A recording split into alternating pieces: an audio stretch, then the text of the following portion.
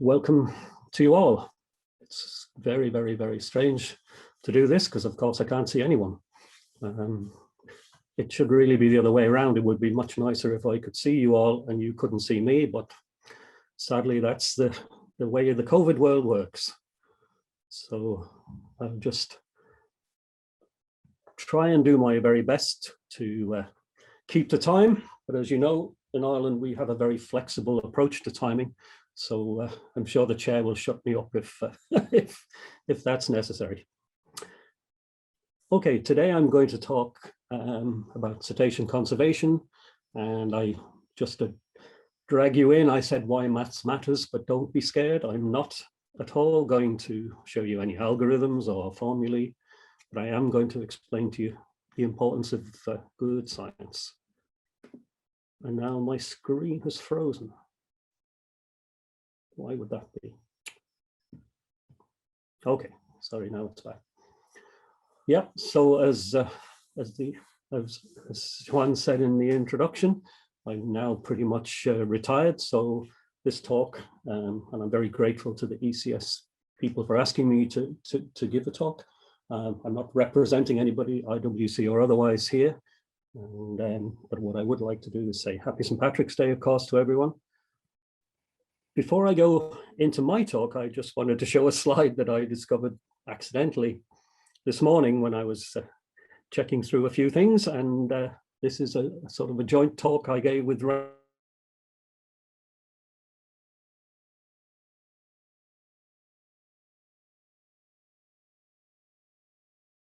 why we did this, because I'd actually forgotten. Okay, into the serious business, or semi-serious business. A key component of conservation, of course, is the status of the animals, and lots of legislation and all these kind of things talking about good status. Primarily here, I'm going to talk about status, what can affect it, and how we can provide advice on it, and then how that advice can be used. Now, essentially, as you all know, the dynamics of populations are primarily related to factors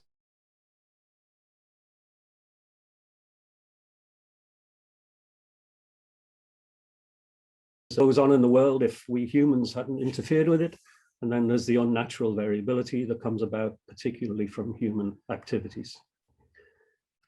In terms of status, what we really want to know is where is the population or the unit to conserve now compared to where it was in the past before either exploitation or other factors affecting it. Where might it be in the future is the most important factor, though, really, because that's what conservation is about. It helps us to provide advice that allows us to make the world a better place, and in our case, because we're biased,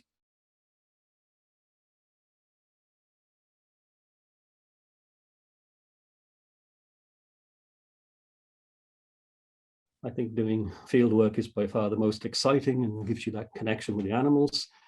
Just doing field work alone isn't going to improve conservation science unless we can get the analysis correct and we can inform the people who need to take the actions, the stakeholders. So conservation is a question of scale in many ways. Obviously, at the individual level, that's primarily relates to animal welfare, though of course populations are made up of animals. For this talk, I'm not saying animal welfare isn't important, because it is. I'm going to focus more on the unit to conserve. Now, depending on the circumstances, that might be what we would call a biological population. It might be a feeding aggregation.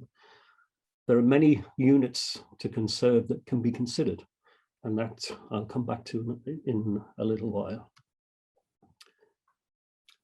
As I say, from a conservation point of view, then we really need to be able to look at populations. That's kind of the key component. How we then utilize it in terms of national waters or whatever is another matter, but primarily from a biological point of view, we're interested in populations. But of course, knowing what a population is complicated. And so as I'm going to go through later on as well, uncertainty is inevitable. What we have to do is find ways to deal with it. So in terms of population structure, then we don't necessarily just choose which we think is the best at the time and work on that, but we look at all plausible scenarios. And hopefully, as we collect more data, those number of plausible scenarios will diminish, and we'll be able to be more precise in our information. In addition to the population structure itself, we need to know movement amongst and between those, movement of the animals, to be able to understand threats which can occur throughout a range, particularly in migratory animals. And that is both for the present and the past, and indeed the future. And we need this information if we're going to try and put all of this conservation science into a modeling framework. It's pretty obvious to say, but for this information, we need to look at a whole suite of techniques. Okay, so we talked a little bit about the unit to conserve. The other key critical parameters, if you like, amongst others, are, of course, abundance and trends. That reflects status, it reflects the need for monitoring, and it allows us to determining priorities, threats and conservation relate to abundance and trends.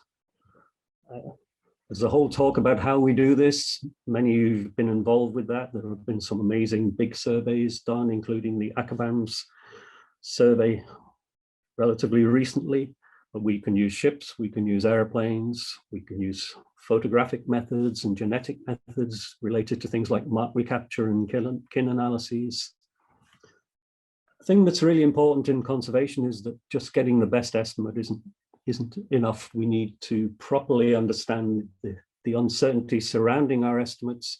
And I think we've got better and better at that over time. The new spatial modeling techniques are particularly exciting, I think, there. But we should recognize that even with the best surveys, determining trends at a statistically significant level can be difficult. And I think that's something we need to think about quite carefully when we're providing conservation advice and monitoring advice.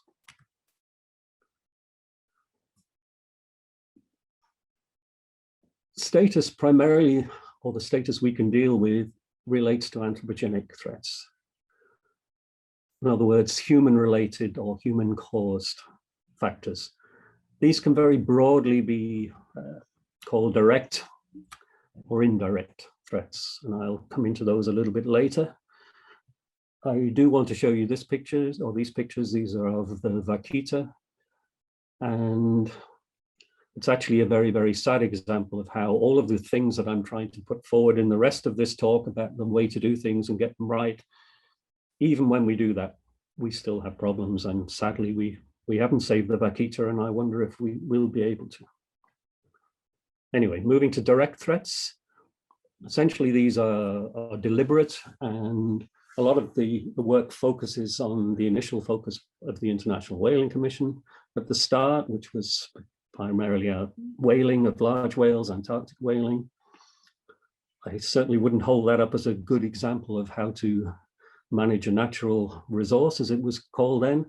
But having said that, and particularly with the work of the IWC Scientific Committee, which I've been involved with, we have developed major modeling frameworks to address the what if question, because we have uncertainty both in our knowledge of humans and particularly our knowledge of whale population dynamics, cetacean population dynamics.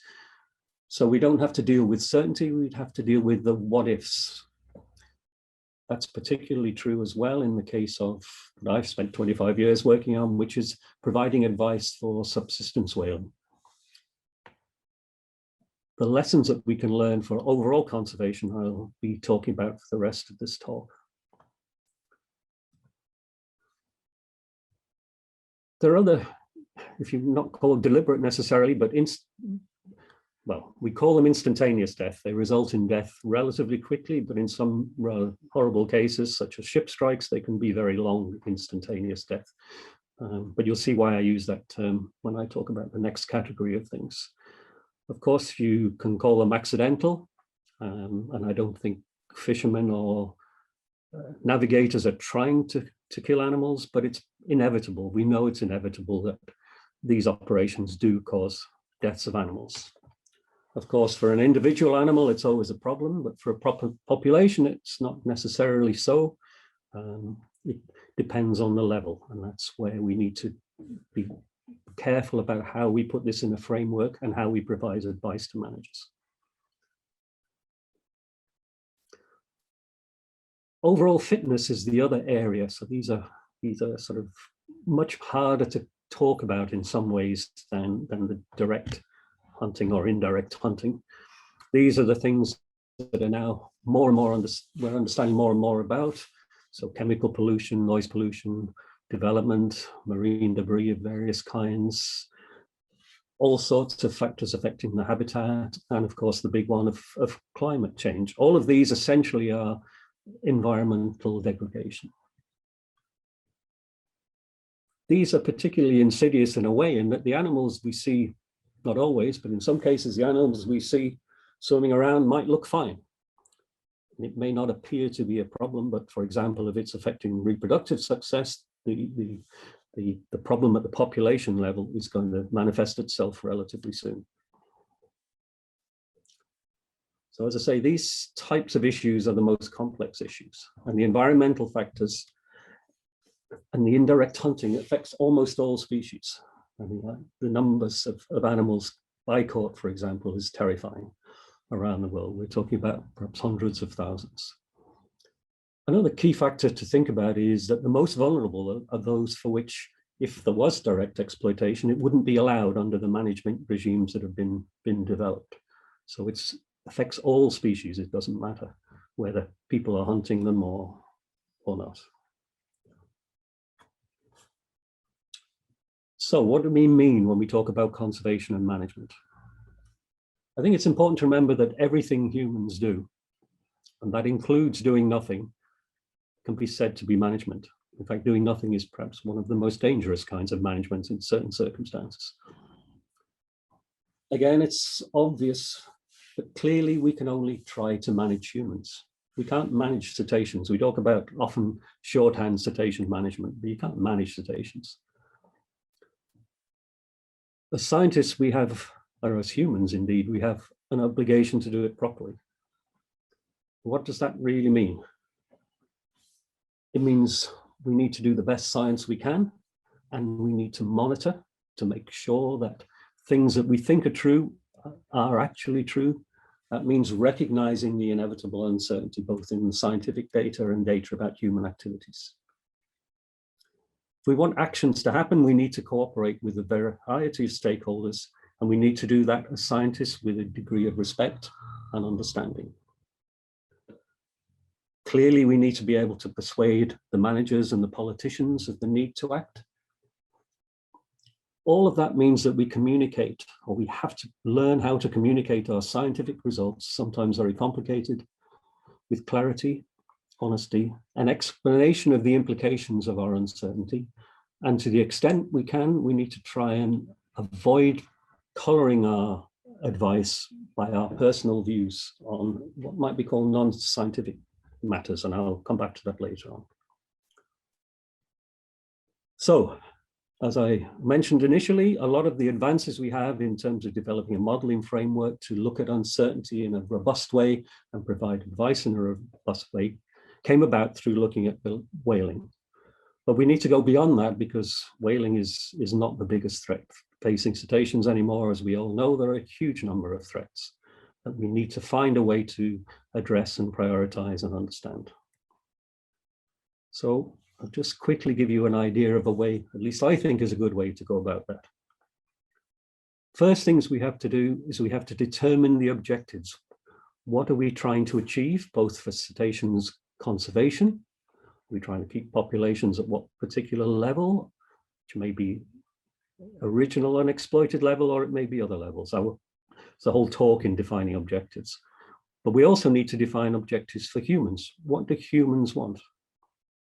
Whether it's fishing, whatever it may be, whale watching, doesn't matter. We need to have objectives for the humans. But there's going to be a clash between what humans want and what cetacean conservation requires. And for that, we need to define priorities even amongst our objectives. And that is beyond science. We can provide advice on implications, but essentially all of the stakeholders and finally the managers need to decide the objectives. Our job as scientists then is primarily to assess the status in the light of those objectives. And to do that, in many cases, we need information from the users. Once we've looked at the status, or as part of looking at the status, we need to look at and identify actual and potential threats to status. Often that may require research to clarify that, and usually it does. And I think we're getting better at it, but it's not easy, and often people don't want to give you the information you need. We have to prioritize which threats we will deal with. In an ideal world, you'd deal with all threats simultaneously, but that's not possible. And that's where I think the science and the modeling is so important. That is the information we can use to integrate all of the data and present stakeholders with a clearer perspective of science-driven priorities. It's one thing to understand that you have a threat and it needs to be addressed. It's another thing to try and address it. There's a huge realm of science around developing mitigation measures, but assessing whether they're successful or not. And that's a key part of what scientists do, but it needs to be done in conjunction with users and managers, but particularly in the context of users. Users understand what they do better than we do. Often it may well be that it's, for example, fishermen who have a better understanding of the nature of their industry, and then working with them, we can, as scientists, we can see what's best for the cetaceans and for the industry itself. Most important thing of all is that you have to monitor to make sure that you're right. We think we do the best we can, we give the best advice and we say, do this mitigation, but you have to monitor to make sure it's right. We might get it wrong. And the whole key to all of conservation science is feedback. Keep reevaluating what you do. Hopefully you reduce the uncertainty levels so that the advice can get better and better, but never assume you've got it right. So how do we take into account this uncertainty and the what ifs scenarios? And of course, the way we do that, we can't do that in the real world. Cetacean dynamics is very slow, that's part of it.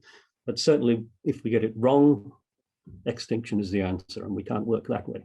So we have to work with what I call Ballaloptera electronicus, electronic whales, and then we can go through under various scenarios and schemes. It's a whole different talk to go into what they are, but it allows us to look at what could be the effect on populations of various factors. And the sorts of factors that we looked at, I won't go through them all, but they're a lot related to modeling the dynamics and the environment. We shouldn't ever assume even that we know the right population model. A model is just a kind of a way of getting into being able to look at things, but don't assume that that's correct. It's oversimplification that has to be.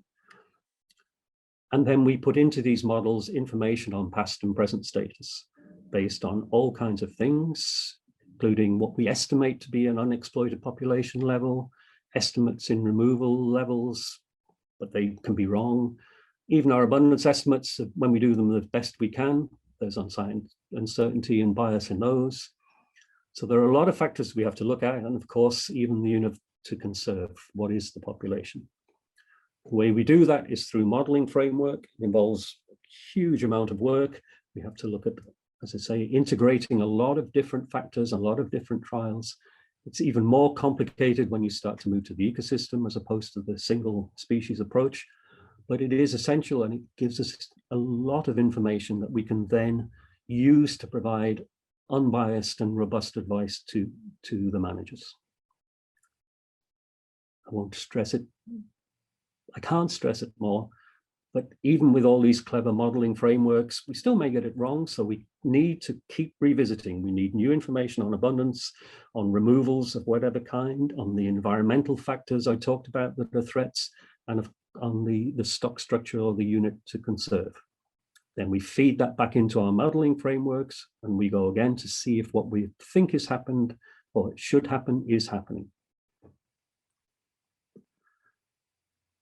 Even with the best science, the world is uncertain, uncertainty is going to remain. What the best science can do, though, is help us to better quantify that uncertainty and the implications of that uncertainty. Having said that, conservation problems exist now. We can't wait till we've got the best of the best science. One of the primary reasons for modeling frameworks and looking at uncertainty is that we can see what are the risks involved with certain assumptions. In terms of providing our advice to the people who can make decisions, we have to recognize, whether we like it or not, that they're going to be influenced by more than just the science. That's why putting things in a modeling framework where we have agreed quantified objectives, both for human activities and the animals and the environment, it's important to try and build that in with the managers, with the legislators, so that people can't backtrack, which is always a danger.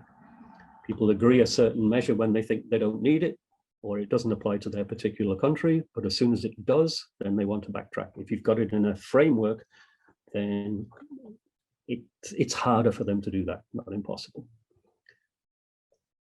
We also have to accept that a level of risk isn't primarily a scientific issue. We can quantify levels of risk to the best we can, but ultimately it's a society matter to decide what's an acceptable level of risk. And it's inevitable that when society does that, self-interest, might be conscious, might be subconscious, is going to be part of that process.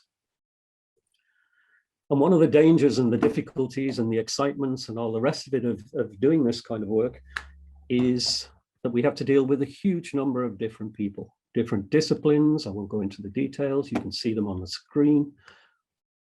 It's a complicated world for us simple scientists. A key component of this, for our species in particular, for migratory species, is the need for international cooperation and consistency. If we have different balances over different areas, that creates problems. If we have mitigation in one area and not another area, that creates problems. But also just agreeing about what's a problem and what's an important problem is going to be complicated across the range of the animals. The only way we can solve that is by international cooperation. Our animals don't recognize national waters, so trying to manage based solely on national waters is not an effective way to go forwards. As I say, essentially, however we look at this process of providing advice and getting management actions, trade-offs and patience are necessary. There's always going to be a trade-off between conservation and users. Would it be easier if we just left it to us scientists? Well, I don't think so. We're humans too, with all the complexity and diversity of humans. And I should say, just as an aside, it's fantastic for me. From when I started out, there were so few female scientists. There were so few people from around the world. It was a very few, United States, some parts of Europe, Australasia. Now I can see so many fantastic scientists from all over the world working under very different circumstances, and that's superb. Coming into sort of to the closing messages here, but stating some of the obvious things. Good science isn't magic. It starts with questions, guesses, hypotheses, curiosity, and passion. One thing we have to make sure, though, is that it doesn't start with the answer. Good science means investigating without worrying about the implications of that work until after you've done the work. The world is complicated and we have to use maths, we have to use modeling, we have to use our brain to develop hypotheses and risk assessments. There's always uncertainty and we have to integrate all of that uncertainty. One of the things that does worry me about some of this is, are we producing enough modelers? And are we producing modelers who are grounded in the biology of the animals? We need both. We need to be able to integrate acute things like direct removals, such as bycatches or hunting, and these more insidious chronic factors related to the environment and various kinds of pollution and degradation. You'll be delighted to know that I haven't used any maths in any of this presentation, but if we can't put it in a quantitative way and be honest about the uncertainty and the implications of that, then we're not going to do a good job. This is particularly true in terms of providing advice before we have perfect information. If you're doing theoretical science, then you can wait, but we can't. We have to, the governments want advice tomorrow or yesterday in most cases. I mentioned at the beginning, and I mentioned it several times, that monitoring is important. And I think scientists, we have an obligation to make sure this comes through too. When I talk about monitoring here, I'm talking about both monitoring the animals, monitoring the threats, and monitoring the implementation of mitigation measures. If we don't monitor, we don't know if we're getting it right with even the best science at the time we provided it. But our scientific system, frankly, isn't that great at recognizing the importance of monitoring. It's not easy to do, it's not cheap, and it needs the best work, analysts, and what have you. But it won't give you a publication every year, and the scientific system is very much based on that process. So I think we need to put in more effort as a scientific community as how we get the best young minds to work on monitoring.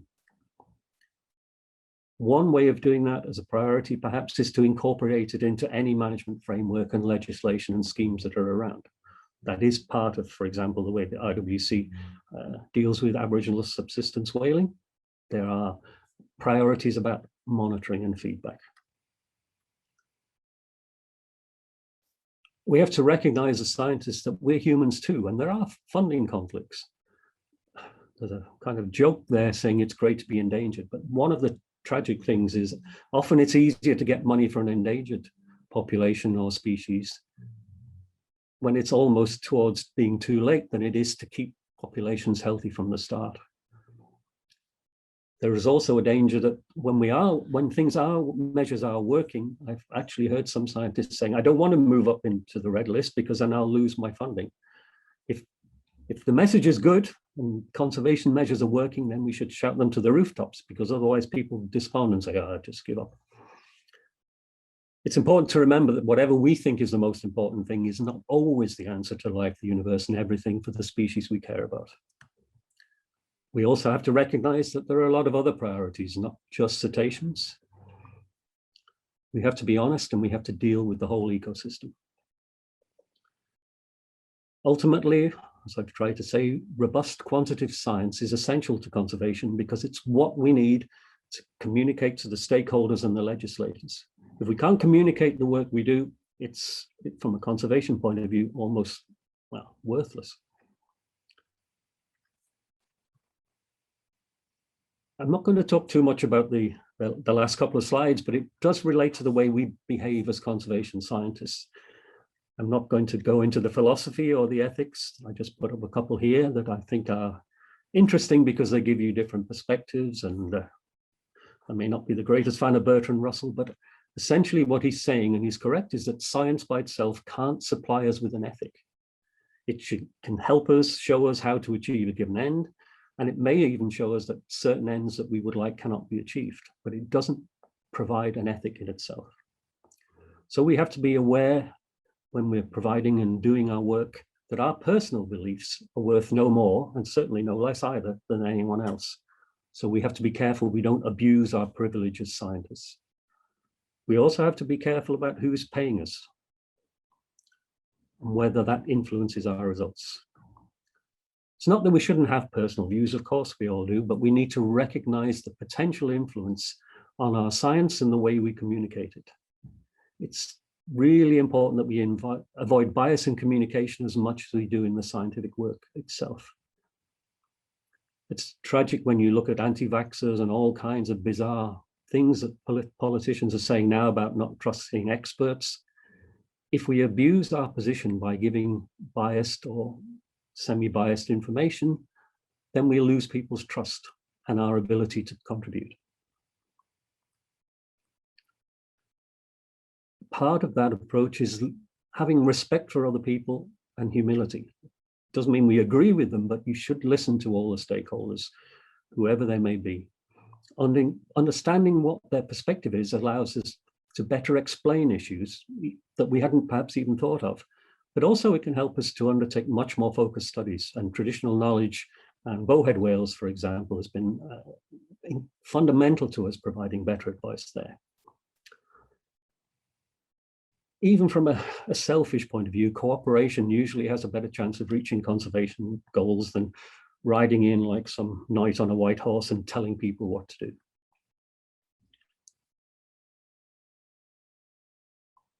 Trust amongst all of us is incredibly important. We need to be able to understand the divisions between science and advocacy and conservation. They're both essential and they're both needed, but it is important from a conservation scientist point of view that we don't lose our long-term credibility. It's too high a price to pay. Having said that, we mustn't let ourselves be bullied or silenced by various stakeholders within the scientific parameters that we are experts in. Okay, that sounded too much like a sermon, and it's really scary when I can't see people's faces, but I would just like to say thank you very much. I'm sorry if I went a little bit over, and I'm sorry about the breakdown in communication, but as it's St. Patrick's Day, Gurra Margaret, thank you, and tusen tak to you all. I'd just like to thank a few people, and first of all, my beautiful wife, Yeda, who some of you may know died from cancer a couple of years ago, but without her support and enthusiasm and love, then I wouldn't have achieved anything. I also like to thank all of my amazing friends and colleagues around the world. I know I'm old now, so old that I have to wear a cap to keep my COVID-19 hair in check, but I still have huge amounts to learn. And I think the day you stop realizing that you need to learn is probably the day you should properly retire and give up. I would like to thank Guinness and music for inspiration and temporary wisdom, my children and grandchildren who put up with me being away for a long time, as they called it, looking after the whales. We talked about sport and the ability for it to take us away from the logic of science. But most importantly of all, I'd like to thank the animals that inspire us all and their environment. Seeing them makes us realize why we should never give up. And finally, I think it's time for a Guinness. And I may even get myself one. So sorry for going on a little long, and over to you, Sean. Thank you very much, Greg, for this extremely detailed and rich presentation. There is certainly a lot of food for thought here for all of us.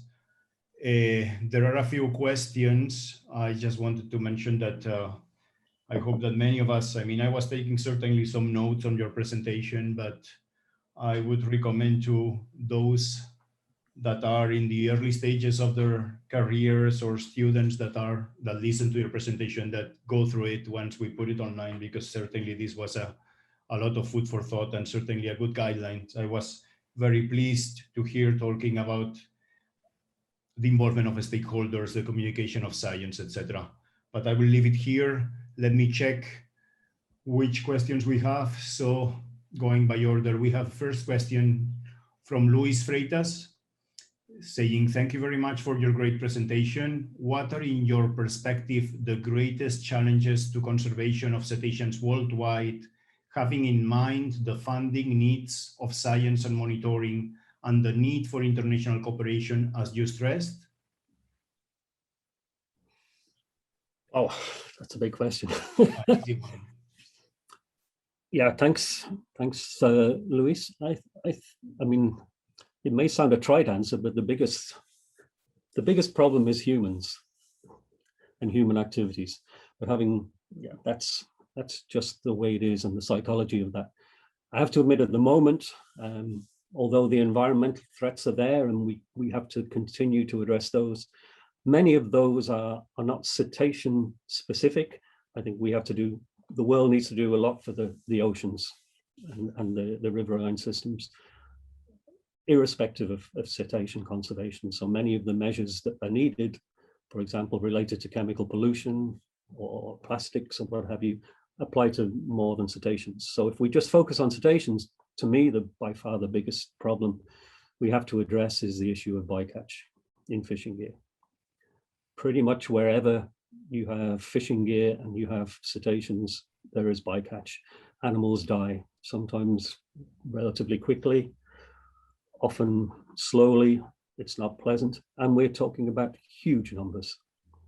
So I think, and And there are a number of initiatives going around, but it's one of the most complicated ones. It's much easier to tell someone to stop killing an animal directly in hunting situations than it is for something like fishing, whereby it's feeding the world. There's huge amounts of money involved. We have to find a way. We have to look at the initiatives of intergovernmental organizations, the IWC, ACABAMS, and several others. But to me, bycatch is the biggest problem. Okay, thank you. So we're gonna do two more questions because we have the issue with the technical communication, etc. So we're gonna give a few minutes or so of time to all of you between presentations. So let's go with Lisa. Why, when most biologists agree that the Snake River dams need to be breached to increase wild salmon in order to prevent the southern resident orcas from going extinct, does management keep hedging and funding new studies to see what can be done to help them? Or on a broader level, when the science says one thing and management doesn't want to face the reality, what can be done? Again, an easy one. Yeah, and this is, it is one of the biggest problems we face. And it's that the point I tried to make about we have to provide advice now, even if we don't have the most perfect information. And that's why doing the what if scenarios is so important, to be able to show the managers and the other stakeholders that if something isn't done, then there's a high likelihood that these animals will go extinct. The biggest problem we face, of course, is persuading the legislators to take action and persuading the stakeholders who have a financial interest in whatever it may be, oil and gas or fishing or whatever, that it's in their interest to do that. It sounds horrible, but I know of circumstances where there are very vulnerable populations where the people who are causing the problems would actually prefer it if the animals disappeared. Then from their perspective, it goes away and their economics can remain. So we as a society, not just as scientists, but as a society as a whole, we have to persuade legislators that that is not the answer, not the way to go forward. But it is really difficult. So I can't pretend that it's easy. It's not easy. I've tragically watched the vaquita disappear, as I mentioned, as just one example. So we're gonna go with another question by Giuseppe. Coronavirus has killed a very small percentage of humans, but has precipitated the whole of humanity into a sense of fear, unhappiness, and uncertainty. When humans affect cetaceans, even if they are causing small levels of mortality in the population, should we not be more mindful of a more general encompassing sense of their flourishing? Yeah, absolutely. I mean, this is, we didn't have time to go into that, but this is where we're talking about trying to get agreed international conservation objectives. But it's also an issue of animal welfare, if you like. I mean, from my personal perspective, one animal boycott is one animal too many. It doesn't mean I don't accept that it's almost inevitable, whatever mitigation measures we put in. But I think you're absolutely right. I think we need to instill a sense of importance of a flourishing environment, not even just cetaceans, as being key to human survival. Okay, I'm gonna give you the last question that we have time for. So it says from Jonas Tillman, thanks for the wise word in the end. Sometimes it seems that those doing an active effort like Greenpeace and Sea Shepherd are need to get an important conservation issue on the table. Do you think that they are necessary or just an annoying distraction from what is important? Thanks, Jonas. Yeah, asking me to commit suicide in one sort of form or another. I think advocacy groups are extremely important. I think we as scientists have a different perspective, but they're very good at putting or making sure that the world in large knows about an issue. Where I have, and some are fantastic, where I have an issue is when people exaggerate the method or choose their particular favorite or twist the science for what they say the end justifies the means. I guess I've just been brought up as never believing the end justifies the means. So I think this is probably one of the reasons why I said it's important to separate our scientific and our personal views out. I think if we want to retain respect, and ultimately I think without good, robust science, we won't get there. We have to separate ourselves from what might be considered an end justifies the means kind of advocacy. So thanks a lot, Greg. We're gonna leave it here, not without sharing with you that our chat has been boiling with messages, and I think that you deserve outstanding ovation. Unfortunately, we have more than 150 people following right now, and you cannot hear their clapping, but believe me that your presentation has been deeply appreciated by all of us, and yeah, outstanding ovation to you. Thanks so much.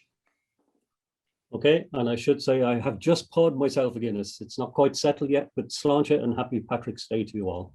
And I really look forward to Randy's talk, which I know is going to be fantastic. So I hope you all stay on, or I know you will all stay on. Cheers to you, Greg. Thanks again. So to all of you following us, we're gonna leave it for 10 minutes and we reconvene at 4 o'clock sharp for another outstanding presentation by Randy Wells. Thank you all. See you in 10.